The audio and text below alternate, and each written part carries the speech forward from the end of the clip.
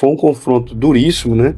Onde os pistoleiros atiraram contra uma população desarmada, feriu 2 companheiros nossos. Aí o que a gente percebe com essa realidade, né? Que essa resfrega, né? Essa batalha que acontece ali em 28 de setembro, que vai ser uma data histórica para a nossa luta, ela destampou toda uma série de questões que estavam até então escondidas, né? Que esse grupo que agiu é um grupo de extrema-direita fascista que tem agido em todo o campo brasileiro e sempre tem sido um histórico combinado, né? Que as forças militares, quando aparecem, sempre colaboram com seus patrões e os seus chefes de organização, como é o caso aqui que a gente está narrando. A polícia militar chega, dá razão para os bandidos e começa a apontar fuzil e querer disparar contra os camponeses que estão ali em luta. Desmancharam a cifra do pessoal e vieram com uma quantidade de 50 pistoleiros, né? Que foi o informe que a polícia deu. 50 homens armados. Eles falaram ali pra todo mundo. O cara foi se escondendo atrás da igreja. A polícia veio proteger o cara ou veio se esconder atrás da igreja? O cara se escondendo e começou o tiroteio aí.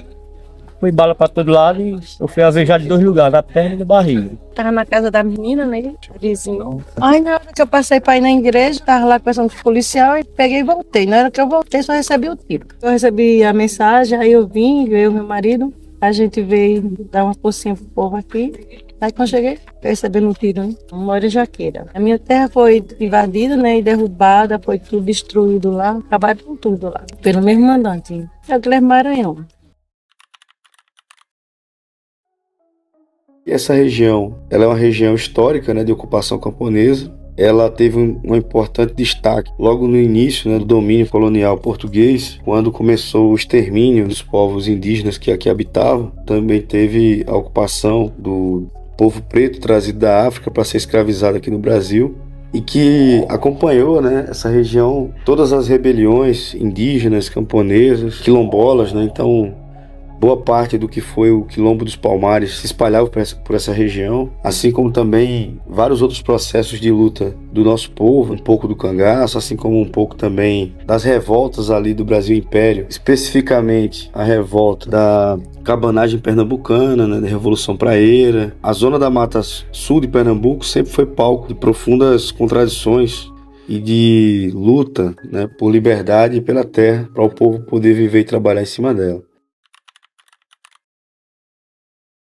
Pode-se dizer que muitas pessoas ali que são hoje moradores, produtores, pequenos produtores ali, né, os camponeses de modo geral, que habitam esse espaço, um pouco mais de 5 mil hectares, que compreende a mais de bicentenária, né, usina Frecaneca, instalada ali, que já veio à falência desde o final dos anos 90. Tudo indica que essa população é uma população que miscigena, né, com todos os povos que conformam a nacionalidade brasileira. Então todas essas revoltas sempre tiveram ali presentes. Então a ideia da usina Frecaneca, ali na segunda metade do século XIX, foi mais para poder estancar, né, e utilizar a mão de obra quase que gratuita, na forma de servidão, dessas famílias camponesas que já ali habitavam, nessas serras, né, e vales ali daquela região. Pelo menos aí há mais de 200 anos, desde antes da fundação da própria usina Frecaneca, já habitavam camponeses nessas terras. E que por uma situação de servilismo, né, de servidão, que foi permitido que essas pessoas continuassem ali pelos latifundiários para poder explorar a mão de obra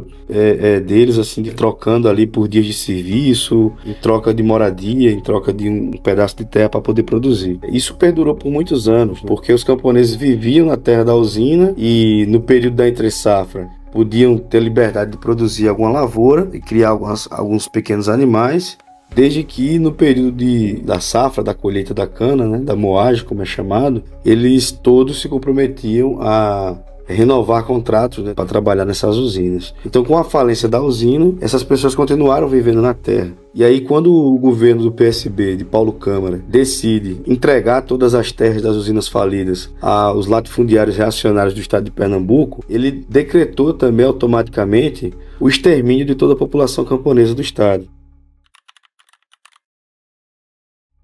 E o Estado, mais uma vez, comete um ato meio ridículo, né, de palhaçada, quando dá milhões, concede milhões aí para os latifundiários pernambucanos, e em troca eles não dão nada, nem para o Estado, nem para o povo, né? Em 2014, a grande onda de falência das usinas. A partir de 2015, começa a partilha dessas terras para outras oligarquias agrárias que se reorganizam na forma mais reacionária possível e alteram a forma de produção, que antes era baseado na monocultura da cana-de-açúcar para beneficiamento, né, na forma de açúcar e álcool e exportação. Agora o que a gente tem é a criação de gado de forma extensiva, no pasto aberto, de milhares de hectares, para poder abater e preparar o envio dessas carnes, principalmente para a China. Eles pegaram meu gado, prenderam, eu tenho umas cabecinhas de vaca, prenderam e soltaram o dedo no pasto. Muitos companheiros perderam a sua própria terra, chegaram lá, destruíram tudinho, acabaram com tudo.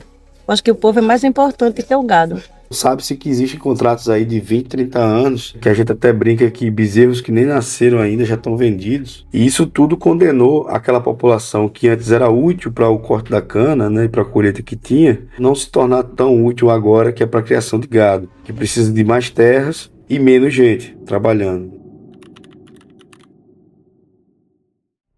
E aí vai ter vários outros problemas. Então tem os trabalhadores assalariados rurais que trabalhavam na usina e que não têm seus contratos trabalhistas encerrados, né? Então continuam, na teoria, como funcionários ainda contíguos, né, da usina. A própria usina em si, a oligarquia da família Jardim, não dá baixa nessas carteiras, não dá baixa nesses contratos trabalhistas, o que remete a uma dívida gigantesca, estratosférica, né? Uma dívida absurda aí com os trabalhadores, e que esses também se recusam a sair dos locais de moradia e de plantio, porque são os locais que nasceram, né, e que os pais, que os avós dele também nasceram e cresceram. Eu nasci e me criei aqui, né? Meu pai morreu com 80 anos, minha avó morreu com 93 anos, então aqui já faz mais de 100 anos que a minha família mora. Chega a gente dizendo que a terra é dele, sem ser, porque quando a gente chegou para aqui não existia nada, nem usina existia. Quando minha família chegou aqui, tudo era mata, nem ficha tinha. E até porque a usina deve a eles ainda milhões de reais, né? Nesse contexto,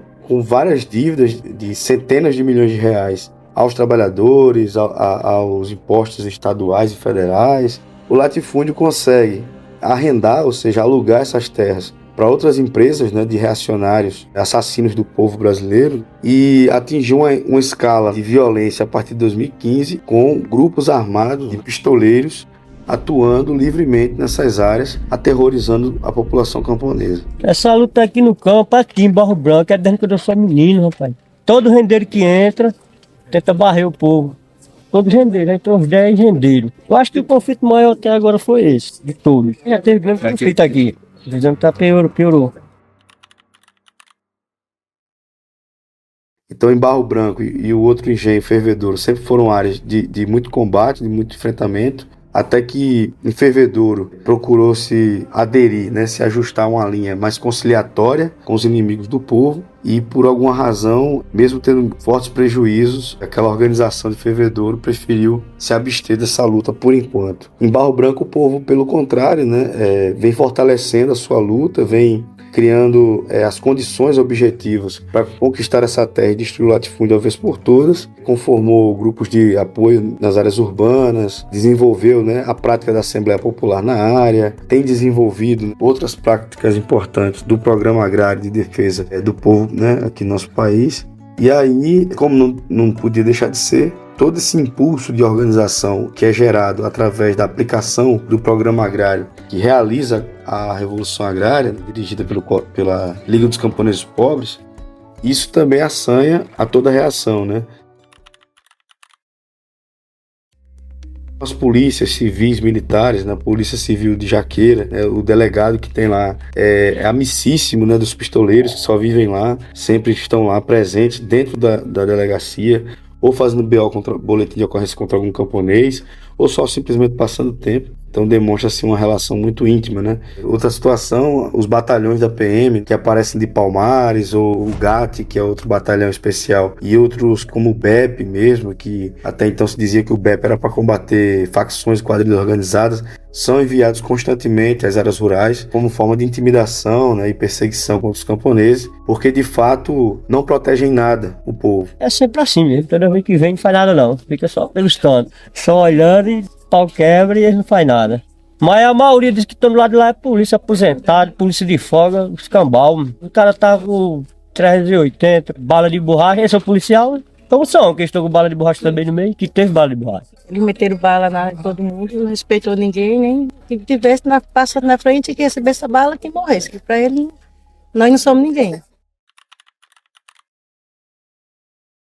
Essa situação aí que ocorreu no dia 28 de setembro, que prova a Polícia Militar foi acionada por um protocolo de segurança que existe dentro de uma comissão de conflito agrário do Estado, uma comissão oficial, que participa o Ministério Público de Pernambuco, representantes da OAB, representantes da ALEP, né, Assembleia Legislativa do Estado de Pernambuco, entre outras organizações aí que também se preocupam com a temática. Porém, toda essa situação é jogada por terra porque a gente teve uma grande discussão com o INCRA regional para que fosse encaminhada a desapropriação de todas as terras imediatamente para distribuí-las. Isso não foi atendido até o prazo que exigimos, que era o 27 de setembro, e no dia 28 teríamos uma grande assembleia para discutir sobre essas movimentações. A gente tinha um plano da Assembleia Popular, mas aí cerca de 14 picapes, né, com homens armados, fortemente armados, diga-se de passagem, fazem um desfile macabro por toda a comunidade, assustando e aterrorizando aí toda a população camponesa ali, se reúnem num local para começar a destruir sítios. Aí quando o INCRA aciona o protocolo de segurança, né, de conflito agrário do Estado,